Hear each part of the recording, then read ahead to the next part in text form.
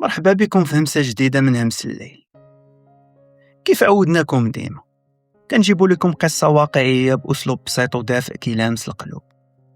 والقصة ديال اليوم هي حكاية ديال شاب مغربي سميتو آمين. خرج كيقلب على مستقبله في إيطاليا، ولكن طاح في ظلم وحقرة كبيرة في وسط الغربة. القصة ديالنا كتعبر على الصبر والشهامة والحب الصادق. بغيتكم تجلسوا مرتاحين وتغمضوا عينيكم وخليكم معايا نغوصوا في أحداث هاد القصة.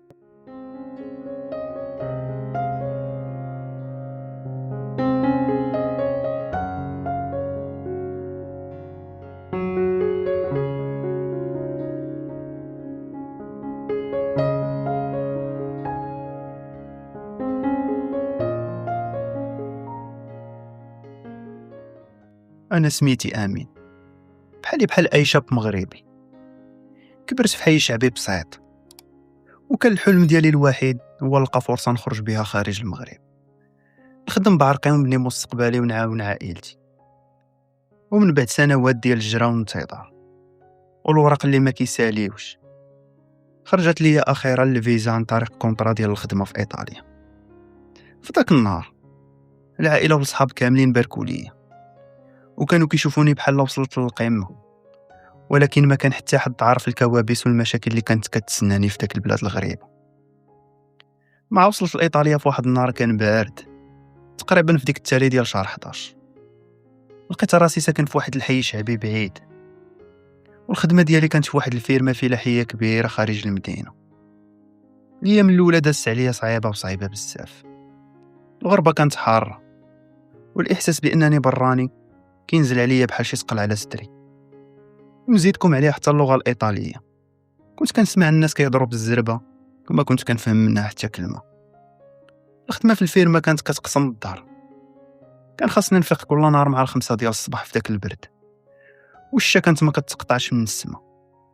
كنلبس حوايج مضوبلين ديالي بالزربة، وكنخرج كنجر رجليا حتى للمحطة باش نركب في الطوبيس اللي كانت نمرتو 9. هاد الطوبيس كان هو الوسيلة الوحيدة اللي كديني للخدمة، وكان ديما كيكون عامر بالخدامة والطلبة والموظفين. كنت كندخل ليه وانا ما حاملش راسي، كنغطي وجهي بالكاسكيط، وكنشد شقنيت بعيد باش ما يشوفني فيه حتى حد، حيت كنت كنحس براسي خايف وما موالفش مع هاد المجتمع الجديد اللي وليت عايش فيه. وفي واحد الصباح الجو كان بارد بزاف، والشتا كطيح خيط من السما. الطوبيس كان عامر بالزحام، والناس متزاحمين وكل واحد باغي يوصل لخدمته. انا كنت واقف قريب من الباب الوسطانيه ديال الطوبيس، شاد في واحد الركيزه ديال الحديد بالجهد، حيت هاد الطوبيس كان كيفراني بالجهد مع كل دوره. وفي واحد المحطه كبيره تحلات الباب ودخلت واحد البنت ايطاليه زوينه بزاف، كان باين عليها العيا. هزه واحد المونطو ثقيل ودايره واحد الشنطه على كتافها فيها الكتوبه. غير من لباسها والشنطه اللي هازه كانت باين عليها طالبه في جامعه. البنت بدات كتقاتل باش تثبت راسها وما تطيحش مع الزحام والفرانات ديال الطوبيس. الناس كاملين كانوا جالسين حداها وكانوا ايطاليين، ولكن حتى حد فيهم ما دار شي جيست ولا نخوه باش انه يخلي لها البلاصه. كلشي كان كيشوف في التليفون ديالو ولا كيشوف في السرجم وكيتمسكن. ومع خوكم بحكم التربيه ديال المغرب والنخوه اللي كبرنا فيها، ما قدرش نشوفها واقفه كتعذب بداك الشكل وكتكافح باش ما تطيحش. وبالرغم من انني كنت عيان وداري كيحرقني من التماره ديال الخدمه في الفيرما، نت من البلاصه ديالي غير بشويه وقربت لعندها وشيرت ليها بيدي وانا نقول لها بواحد الايطاليه مهرسه: تفضلي تجلسي. هي تفاجات بزاف داك الطوبيس وشافت فيا بواحد الضحكه زوينه حيدات ديك البروده ديال الصباح اللي كنت كنحس بها. مع جلسات وهي تقول لي شكرا بزاف. هاد الابتسامه وهاد الكلمه البسيطه كانت هي اول امل دخل لحياتي في داك البلاد الغريب، واول موقف غادي يغير حياتي كامله.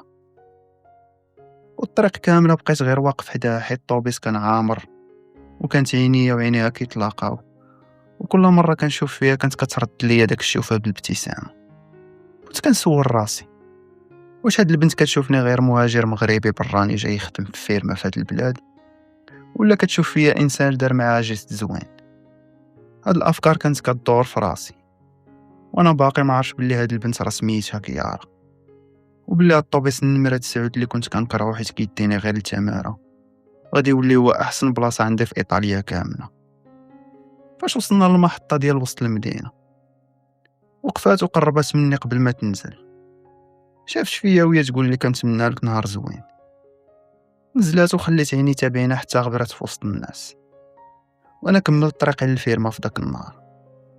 ولكن المعنويات ديالي كانت طالعة، العيا ديال الفيرما والبرد وتمارة ما بقاوش كيبانوا ليا صعاب بحال الاول.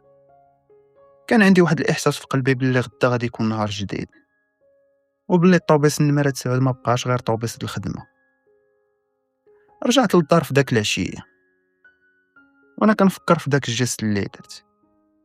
تعشيت مع صحابي اللي كانوا ساكنين معايا وحطيت راسي على المخدة، ولأول مرة ملي جيت لإيطاليا نعست وانا مرتاح. وكنت كنتسنى بفارغ الصبر يجي الصباح ديال الغد لي باش نركب في نفس الطوبيس ونشوف واش غادي نتلاقى بها مرة أخرى ولا كان داك الشي غيزهر وداز. في الصباح اللي موراه فقت مع 5 ديال الصباح كما العادة، كان الجو باقي مظلم. لبست حوايجي بالزربة، خرجت من الدار ونيتي كاملة كانت متجهة للمحطة باش نركب في الطوبيس النمرة 9. هاد المرة ما كنتش غادي للخدمة وانا كاره كيف الايام اللي دازت، بل كان عندي واحد الامل صغير في قلبي كيتسنى، ورغبة كبيرة باش نشوف واش داك البنت غادا تركب في نفس الوقت ولا لا. وصلت للمحطة، وقفت بين الناس كنعاين الطوبيس. غير وصل وانا نركب قديت بلاصتي في نفس البلاصة القريبة من الباب الوسط. الطوبيس بدا كيتحرك وكيوقف في المحطات، وكل محطة كان كيتحل فيها الباب ديال الطوبيس كنت كنعلي راسي وكنشوف في الوجوه ديال الناس اللي كيدخلوا. وفي المحطة ديال السونتر تحل الباب ودخلت هي، كانت لابسة نفس المونطو وهزة نفس الشنطة الثقيلة ديال الكتب. ومع دخلات بدات كتدور عينيها في الطوبيس، وفاش شافتني ابتسمات وقربت لعندي. قبل ما نمد يدي لجيبي باش نخرج التيكي ديال الطوبيس هي سبقاتني ومدات ليا الورقة. شافت فيا وهي تقول لي هادي راه قطعتها ليك باش نشكرك على داك الموقف اللي درتي معايا البارح فاش خليتي ليا البلاصه نجلس. صراحه انا تما حشمت، وجهي ولا احمر. خديت من هذيك التيكيت وقلت لها شكرا، ما كانش تحتاجي تكلفي راسك. هي ضحكت وقالت لي لا، هذه اقل حاجه نقدر نديرها مع شخص محترم بحالك في وسط هذا الزحام. هاد الحركه البسيطه الصراحه حيدات الفوارق بيناتنا، وبقينا واقفين بجوج حدا الباب، وبدا الحوار كيتفتح بيناتنا بواحد الطريقه زوينه. سولاتني على سميتي وقلت لها انا سميتي امين، جاي من المغرب ومؤخرا وصلت لايطاليا باش نخدم في واحد الفيرما خارج المدينه. هي بقات كتشوف فيا باهتمام كبير وقالت لي متشرفين امين، انا سميتي كيارا، كنقرا في لافاك وفي نفس الوقت كنخدم واحد الخدمه في مكتبه في وسط المدينه باش نعاون راسي على المصاريف. بقينا كنهضروا الطريق كامله، كنت كنحاول نتكلم معها بايطاليه بسيطه اللي كنعرف، وهي كانت كتحاول تفهمني بالصبر ديالها وكتصح ليا بعض الكلمات بواحد النبره اللي كانت زوينه بلا ما تحسني بالنقص. كيارا كانت بنت متواضعه بزاف وقلبها ابيض، وما عندهاش ديك النظره ديال الطبقيات ولا العنصريه اللي كنت كنشوفها في شي وجوه في الشارع. حسيت معاها بالراحه من الدقيقه الاولى، بحال كنعرفها هادي سنوات ماشي غير يومين. داك الرحله اليوميه في الطوبيس النمره 9 تحولت من واحد الروتين ديال الملل، واحد بغطات كنت كنحس به لأجمل وقت في اليوم بالنسبه ليا. وليت كنفيق كل صباح مع 5 وانا فرحان، حيت عارف داك الخط ديال الطوبيس غادي نتلاقى بكيارا وغادي نهضروا ونضحكوا وننساو تمارة ديال الخدمه والقرايه. الاسابيع بدات كدوز بالزربه، والعلاقه بيناتنا بدات كتقوى نهار على نهار، ولينا كنعرفوا على بعضياتنا تفاصيل كثيره. هي عاودت لي على قرايتها والطموح ديالها، وانا عاودت ليها على المغرب وعلى عائلتي في الحومه الشعبيه وعلى الحلم ديالي باش نغير حياتي. واحد النهار ديال الجمعه وحنا واقفين في نفس البلاصه في الطوبيس، كيارا شافت فيا وهي تقول لي امين غدا السبت راه عندي خاوي وما عندي لا قرايه لا خدمه في المكتبه، وشنو بان لك نخرجوا بجوج ونساريك في وسط المدينه ونوريك البلايص الزوينين اللي باقي ما شفتيهمش. انا غير سمعت هضرتها قلبي بدا كيضرب بالفرح، وما ترددتش ولو ثانيه وحده وقلت ليها مباشره اكيد غدا نتلاقاو ونديروا شي دويره بجوج. اتفقنا على الوقت والبلاصة اللي غادي نتلاقاو فيها. رجعت للدار في داك العشية وانا ما قاداني فرحة. دخلت لبيتي وقديت حوايجي اللي غادي نلبس غدا ورتبت اموري، وحتى من الصحاب اللي كانوا معايا في السكنة لاحظوا باللي وجهي منور ومبدل. سولوني مالك فرحان، ولكن انا فضلت نحتفظ بالسر راسي وما نقولو لحتى حد. كنت حاس باللي الحياة في ايطاليا بدات كتاخد واحد المسار جديد ومختلف على النهار الاول اللي حطيت فيه رجلي في المطار. وفي داك الصباح ديال السبت فقت بكري وضربتها بواحد التدويشه ناضيه، ولبست احسن ما عندي في الحوايج، وخرجت لذاك الموعد وانا ناشط. كيارا كانت كتسناني في واحد الساحه كبيره معروفه في وسط المدينه. غير شافتني من بعيد شيرات لي بيديها وجات كتجري لعندي. كانت ديك الخرجه هي اول فرصه ليا نكتشف فيها المدينه بعيون جديده، وبجانب انسانه بدات كتاخد واحد البلاصه كبيره في قلبي. نهار السبت فاش لقيت انا وكيارا في الساحه الكبيره ديال المدينه، كان الجو مشمش وزوين بزاف عكس البرد والشتا ديال الايام اللي دازو. كيارا كانت لابسه حوايج خفاف ولكن زوينين، وغير شافتني قربت عندي وهي تقول لي بواحد الابتسامه: صباح الخير امين. رديت عليها: صباح النور كيارا. وبدينا نهارنا بواحد الطويره طويله في المدينه القديمه. داتني كيارا لواحد الدروبه قدام وساحات تاريخيين فيها واحد المآثير زوينين، والقهاوي التقليديين اللي كانوا عامرين بالحياه. ولأول مره حسيت بلي ايطاليا فيها ما يتشاف، ماشي غير فيرما ديال تمارا. كنا كنتمشاو مع بعضياتنا وكنهضروا على كل شيء وبلا ما نحسوا بالعيا. مره كنا كنهضروا على التقاليد ديال بلادها والثقافه ديالهم، ومره على الطفوله ديالي في المغرب والذكريات ديال الدرب والضحك مع الدراري. كل دقيقه كدوز كنا كنزيدو نقربوا من بعضياتنا كتار وكتار، وبدات كتحيد داك الحشمه الاولى اللي كانت بيناتنا. ومع 12 النهار وعينا من المشي قررنا ندخلوا لواحد القهوه كانت كانت في جنب ديال الشارع، وطلبنا قهوه وجلسنا مقابلين. بدات كيارا كتعاود لي على طموحاتها وكيفاش كتقرا في النهار وكتخدم باش تقدر تكمل قرايتها وتعتمد على راسها. هاد البلان ديالها الصراحه خلاني نقدرها ونحترمها. ومع حنا كنديو نجيبو في الهضره، واحد الساعه وهي تقول لي: امين، كتعجبني اللهجه المغربيه ديالكم بزاف، وبغيتك تعلمني كيفاش نهضر بها بحال المغاربه. انا قلت لها مرحبا، ولكن عندي واحد الشرط: حتى انت تعلميني الايطاليه مزيان وتصحي لي الاخطاء ديالي فاش نكون كنهضر معاك. قالت لي متفقين ونبداو من دابا. بدات الحصه ديالنا ديال اللغات تماك في ديك القهوه. كنت كنقول ليها كلمات بساطه بحال السلام، كي داير، لاباس، شكرا، وهي كانت كتعاود مورايا بالكنه الايطاليه ديالها اللي كتضحك وظريفه بزاف. كانت كتنطقهم بواحد الطريقه غريبه كتخلينا بجوج نموتوا بالضحك، والناس اللي جالسين حدانا ودايرين بينا كيشوفوا فينا وكيبتسموا. وفي المقابل هي جبدت واحد الدفتر صغير وستيلو من الشنطه ديالها، وبدات كتكتب لي القواعد البسيطه ديال الايطاليه، وكتصح لي النطق ديال بعض الكلمات اللي كانت كتخلط ليا فاش كنكون في الخدمه في الفيرما. هذاك التبادل البسيط ديال اللغات والضحك وداك الجلسه اللي خلاتنا نحسوا بواحد التقارب كبير وكبير بزاف. حسيت باللي كيارا ماشي غير بنت لقيتها في الطوبيس، بل ولات هي احسن شخص بالنسبه ليا في ايطاليا، الانسانه الوحيده اللي كتحس بيا وكتسمع ليا بلا حكم مسبق.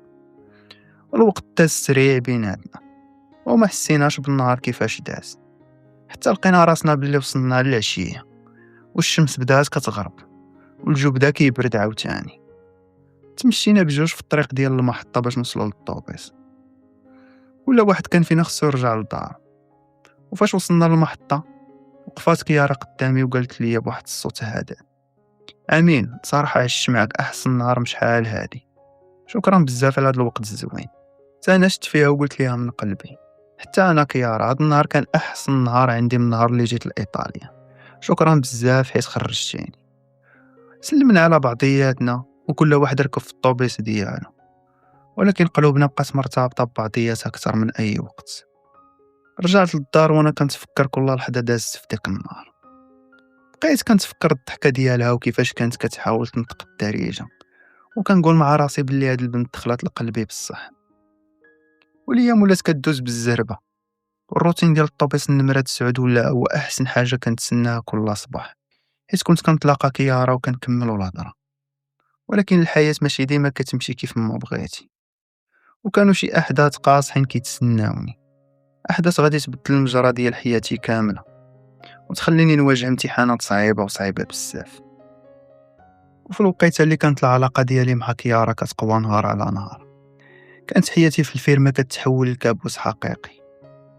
الباترون ديال الفيرما واحد الراجل ايطالي كبير في العمر وقلبه قاصح، كان كيتعامل معانا حنا المهاجرين بحال حنا ماشي بشر بالنسبه ليه، حنا غير يد عامله رخيصه جابها من دول وحده اخرى باش يحرت عليها، وما عندنا حتى شي حق من الحقوق اللي كيحميها القانون الايطالي.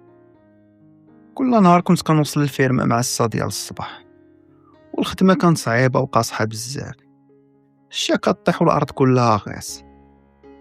وبالرغم من هاد الظروف الباترون ما كان كيرحم حتى واحد، كان كيوقف علينا بلسانو اللي كان ماضي وكيغوت بصوتو العالي وكيسبنا بأبشع الكلمات الإيطالية، غير حيت شاف شي واحد فينا وقف شي شوية باش يرتاح ولا يمسح العرق من جبهته. كنت كنسكت وكنبلع هاد الإهانة حيت عارف بلي ورايا عائلة في المغرب خصني نعاونها، وبلي الوراق ديالي مرتبطة غير بهاد الخدمة. ومع دازو الأسابيع الظلم زاد على حدو بواحد الشكل مبقاش كيطاق. الباترون بدا كيزيد لينا سوايع إضافية ديال الخدمة وبلا ما يخلصنا عليها بحتى سنتيم. كنا كنخدمو من 5 ديال الصباح حتى 7 ديال الليل في الفلاحة، وفاش كنجيو نهضروا على حقنا ولا نسولو على داك السوايع اللي كنزيدو كان كيشوف فينا وكيقول لينا بواحد اللغة ديال التهديد اللي ما عجبوش الحال الباب وسع من كتافه: غندير لكم الترحيل وترجعوا لبلادكم دابا. التهديد كان هو السلاح اللي كيلوي لينا به يدينا، وكنحنيو راسنا لهاد الظلم ما كنقدروا نديرو والو. ولكن الحقره الكبيره هي اللي وقعت ليا انا. واحد النهار كانت الشتا كتصب والجو متلج في داك النهار، قصر رجلي في واحد الحديده والجرحات واحد الجرحه اللي خايبه وبدا كيسيل الدم.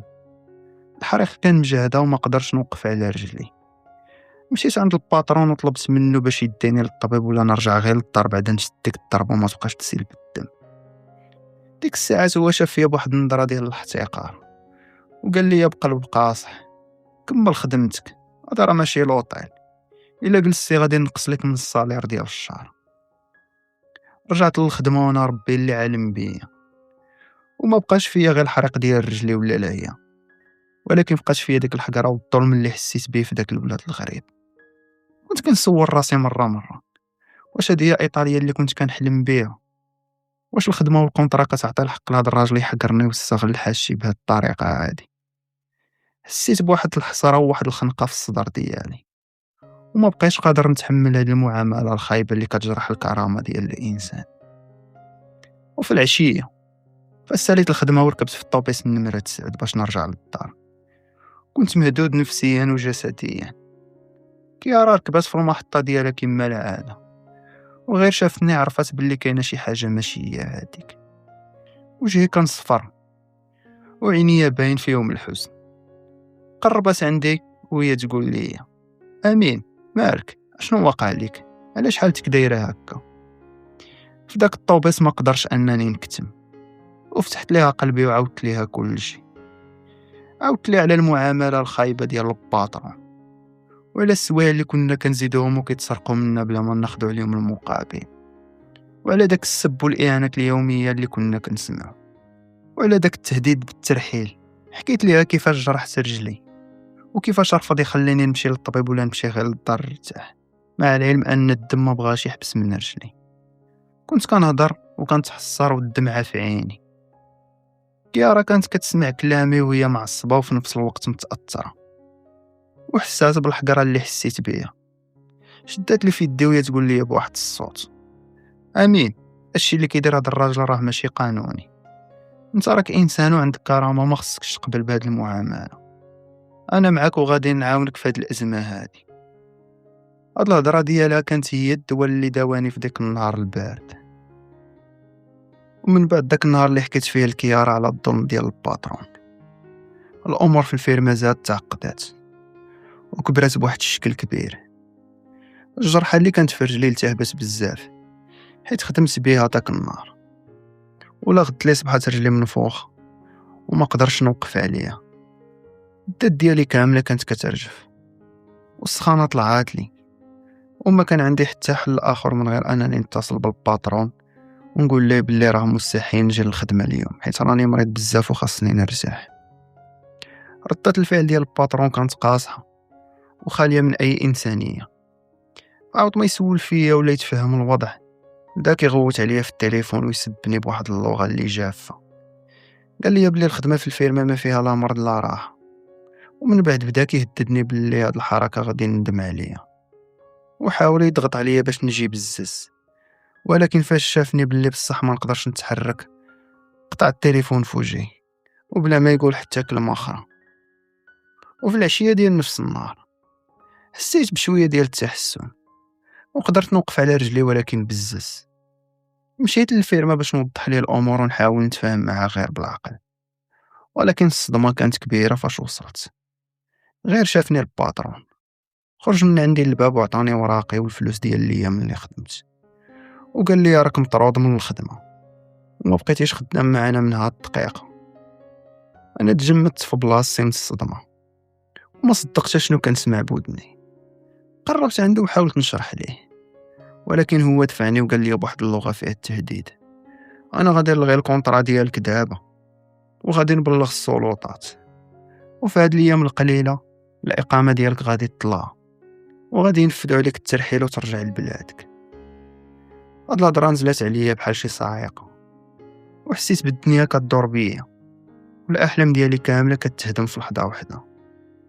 خرجت من الفيرما وانا تايه في داك الشارع، رجلي كانت باقا كتحرقني، ولكن الحريق ديال الروح والكرامه كان كبر بكتير.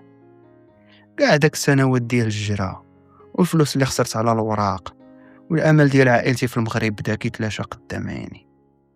وليت مهدد بالشارع وبالترحيل في اي لحظه، حيت القانون في ايطاليا كيقول بلي الا خسرتي الكونطرا ديال الخدمه وما لقيتيش بديل بالزربه راه غتفقد الاقامه وغتولي غير حراك.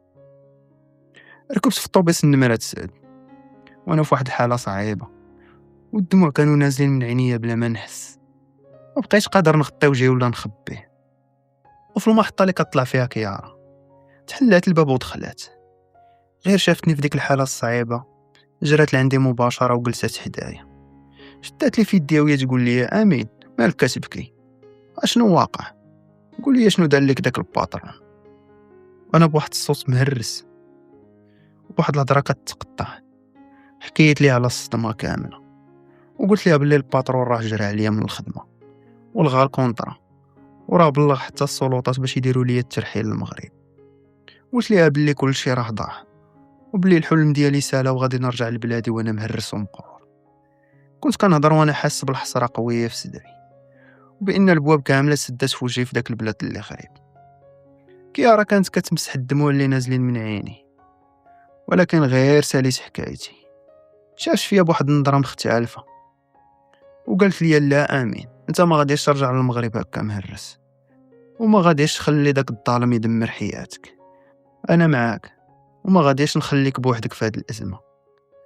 هاد الهضره ديالها بالرغم من البساطه عطاتني واحد الدفعه ديال الامل في وسط داك الظلام كامل اللي كنت كنشوف.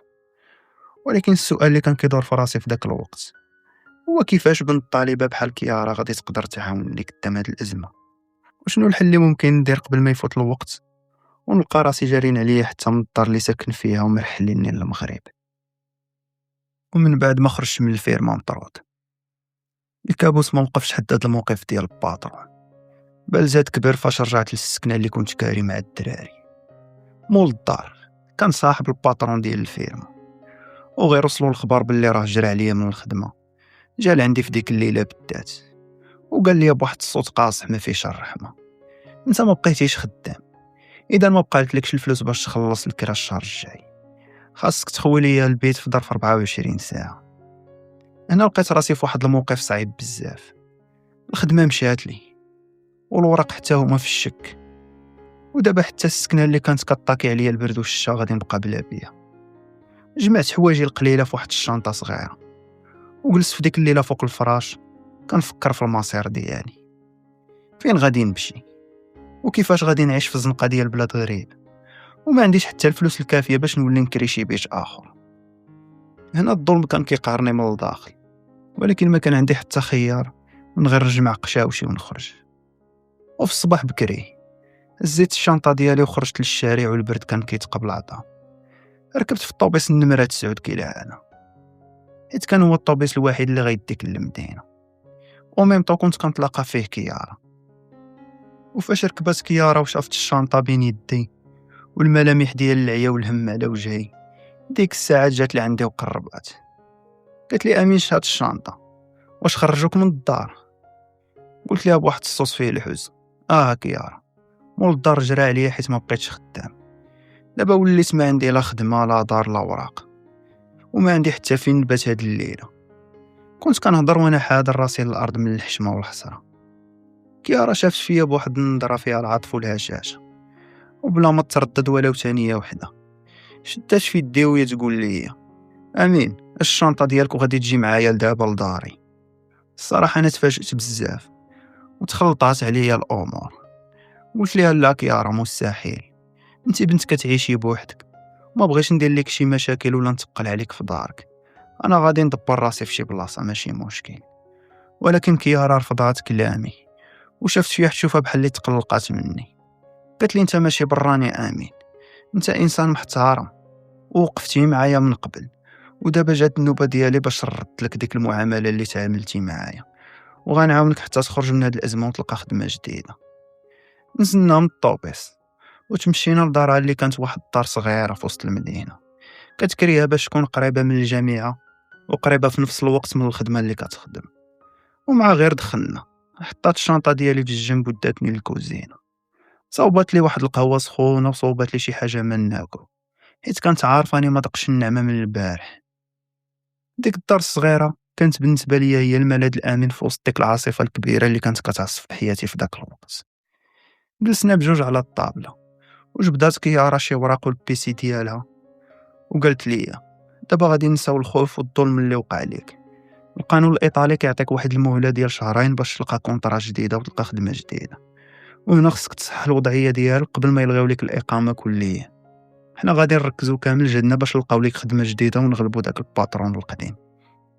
الصراحه هذا الموقف الشجاع من كيارا نساني كاع العذاب اللي شفتو في الفيرما، وتحولت من مجرد بنت لقيتها بالصدفه في الطوبيس النمره 9 لاغلى انسان عندي في داك البلاد الغريب. فتحت لي باب دارها ووقفات معايا في الوقت اللي تخلاو عليا فيها كاع الناس، ومنهم صحابي اللي كنت كاري معاهم. ومن داك النهار بدات مرحله جديده في حياتنا، مرحله ديال العيش المشترك والتضامن اليومي في مواجهه هذه الازمه. الايام الاولى في الدار ديال كيارا كانت بالنسبه لي تجربه جديده ومختلفه تماما. الدار كانت صغيره فيها واحد الصالون صغير وكوزينه وبيت الناس. كيارا بزات عليا باش نعسيا في البيت وانا ناخد الصالون وندير فيه فراشي، بالرغم من انني حاولت نرفض ونخلي ليها راحتها، ولكن هي كانت حنينه بزاف ومصره باش تحسني بلي انا هو مول الدار وماشي غير ضيف عندها. الروتين اليومي بيناتنا بدا كيتنظم بواحد الطريقه زوينه. كل صباح كنا كنفيقوا بجوج بكري، هي كتوجد القهوه وانا كنمشي للكوزينه نصاوب لينا الفطور بطريقه مغربيه. كنسخن الخبز وكنحط الزيت والزيتون، وشي مرات كنت كنطيب لينا اتاي بالنعناع.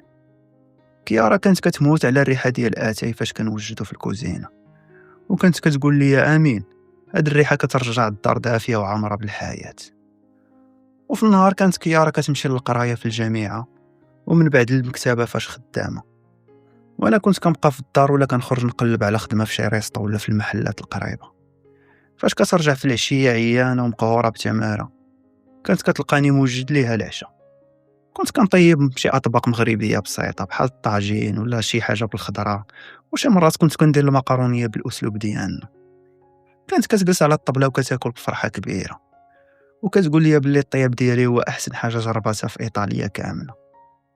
ومع دازوا الايام والاسابيع تحت سقف واحد، واحترام والتقدير اللي كان بيناتنا تحول لمشاعر عاطفيه زوينه، والعيشه في دار وحده خلاتنا نعرفوا بعضياتنا على اصلنا في اقصى الظروف.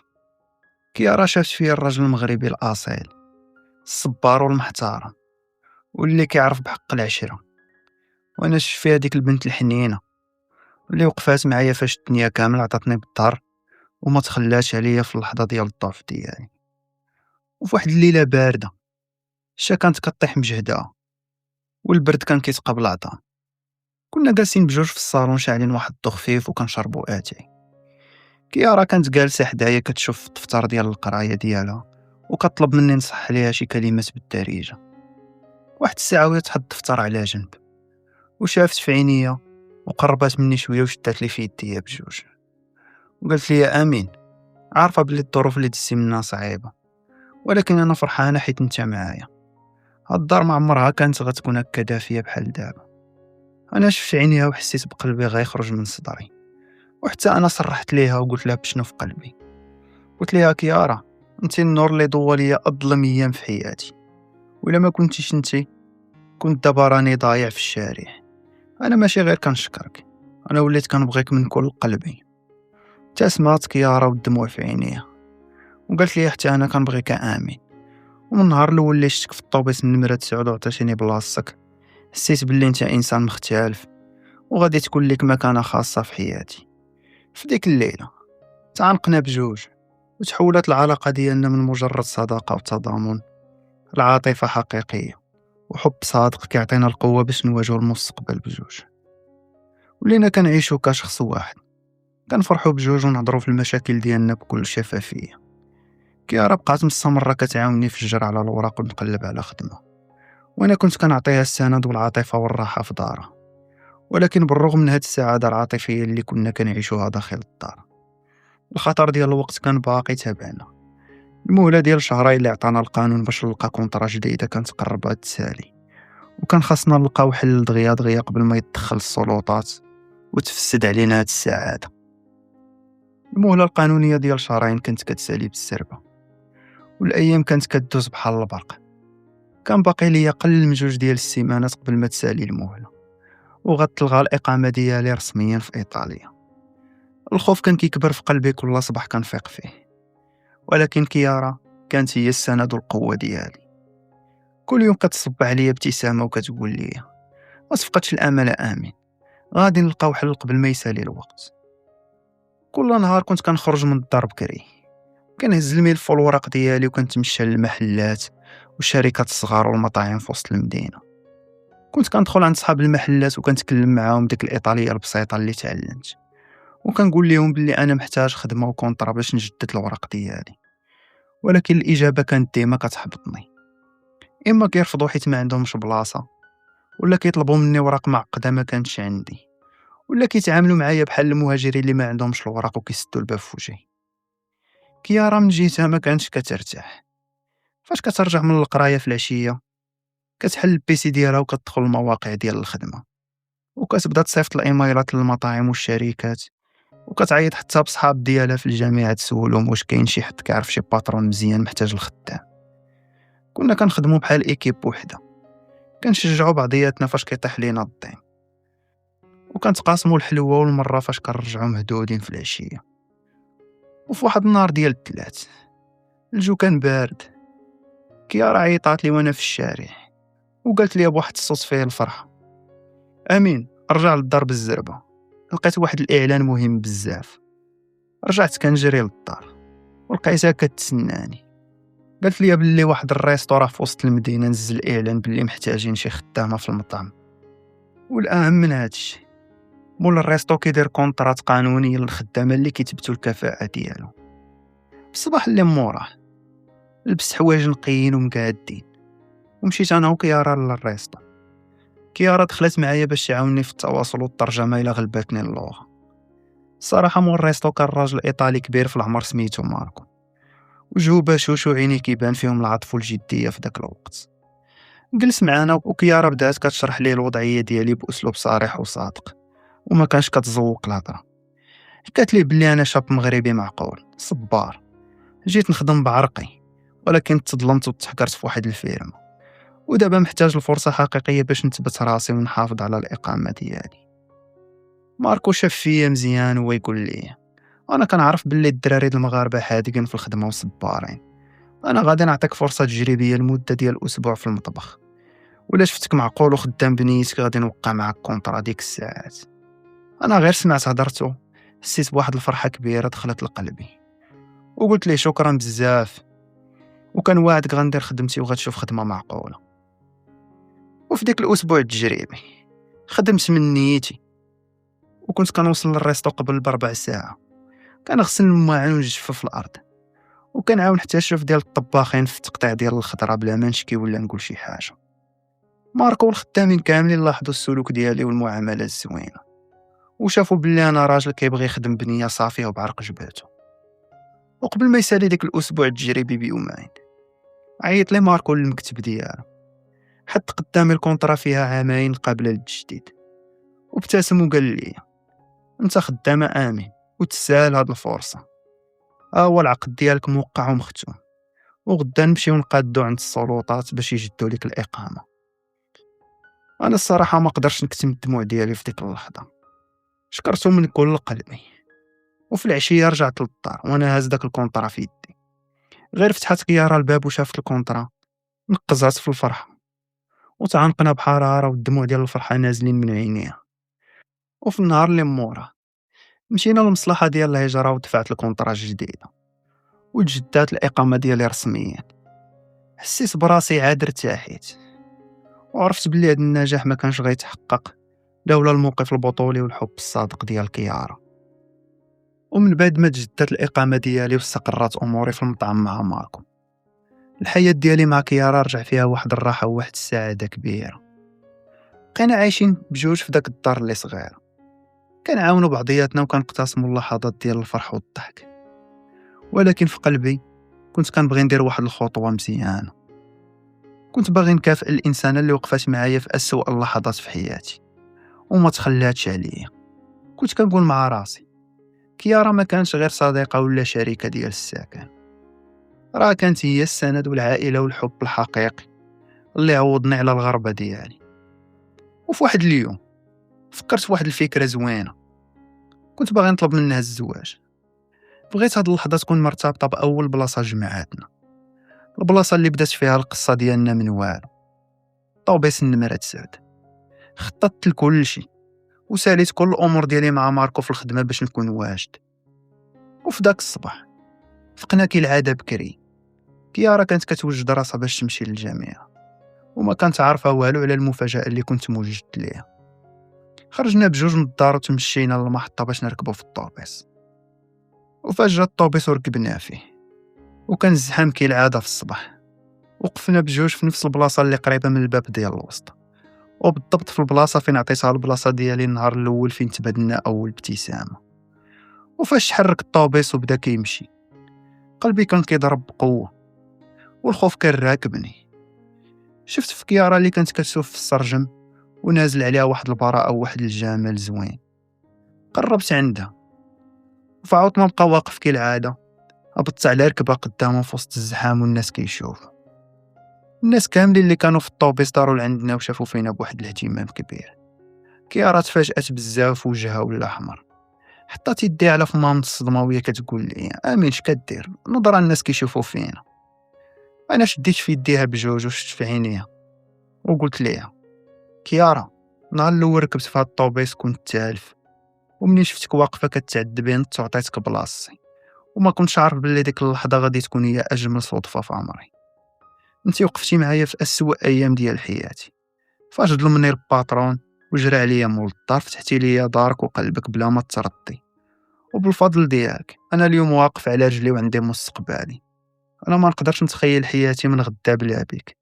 واش تقبلي تزوجي بيا وتبقاي شريكه ديال حياتي؟ طوبيس كامل سكت، والناس اللي كانوا كيشوفوا فينا بديك الدهشه تحولت الدهشه ديالهم لابتسامه واعجاب. كيارا ما بقى عندها ما تقول، والدموع ديال الفرحه نازلين من عينيها. مسحاتهم بالزربه وهي تقول لي: امين، انا قابله من كل قلبي. وفي ديك اللحظه الطوبيس كله بدا كيصفق علينا والناس باركوا لينا بحراره. داك الساعه جبت الخاتم وركبته لها في صباعها، والناس كامله كتشوف فينا وكتصفق. وتعانقنا بجوج في وسط الطوبيس النمره 9 اللي رجع هو الشاهد الحقيقي على القصه ديال الحب ديالنا.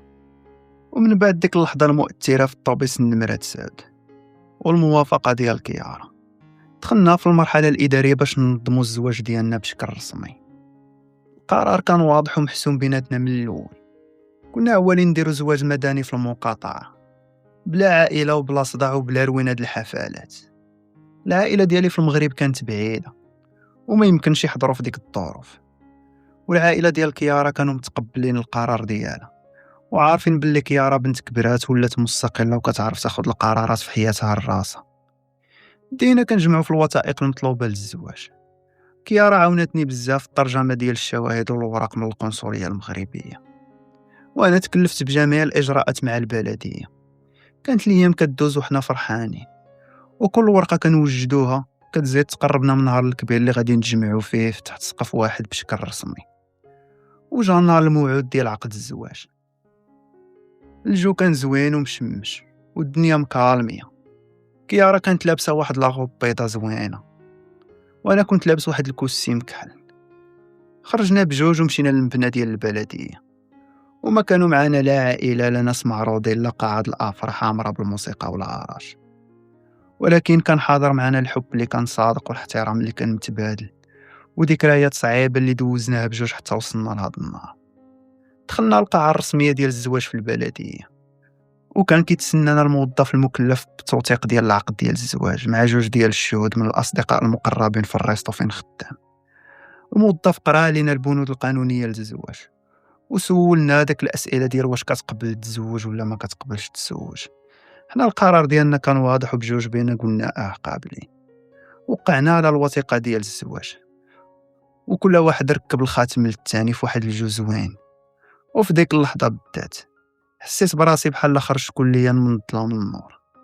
ديك اللحظة حيدت كاع داك العيا والظلم والحقرة اللي كنت عشتها في المزرعة على يد الباترون، وحسيت باللي الله عوضني على الصبر ديالي بإنسانة ما نقدرش نلقاها. فتحات ليا قلبها ودارها، وقفات معايا فاش خلى عليا كلشي. خرجنا من البلدية وحنا شادين في يدين بعضياتنا ومزوجين بشكل رسمي. مشينا لواحد الريستو مكالمي واحتفلنا بجوج، وضحكنا على كاع الايام الصعيبه اللي كنا دوزنا، وكنا كنتفكروا حتى كيفاش قصتنا بدات في الطوبيس النمره 9، وكيفاش حول الطوبيس اللي كان كيديني للتماره والبرد لاجمل خط في حياتي كامله. اليوم انا وكيارا عايشين في استقرار وسعاده كبيره. انا مستمر في خدمتي في المطعم مع ماركو، وطورت راسي في الخدمه وتحسن حتى الصالير ديالي بفضل الجديه. وكيارا كملات قرايتها في الجامعه ونجحت بتفوق، والدار الصغيره ديالنا ولات عامره بالدفء والضحك. وكل صباح فاش كنفيق وكنشوف كيارا حدايا كنحمد الله وكنشكره على الصبر اللي صبرت وعلى النعمه ديال ربي اللي رزقني بها. قصتي في ايطاليا ما كانت ساهله، بدات بالظلم والدموع والحقره في واحد الفيرما بعيده، ولكن بالصبر والعزيمه والحب الصادق اللي جمعني بكيارا قدرت ننتصر على ظروف ونبني حياه جديده شريفه وكريمه. وهنا كتسالي القصه ديال اليوم. إلا عجبتكم القصة ما تنساوش تضغطوا على لايك وخليو لينا الرأي ديالكم في التعاليق. وإلا كنتم مازال ما اشتركتوا في القناة اشتركوا وفعلوا الجرس باش يوصلكم كل جديد. وحتى نتلاقاو في القصة الجاية إن شاء الله، والسلام عليكم.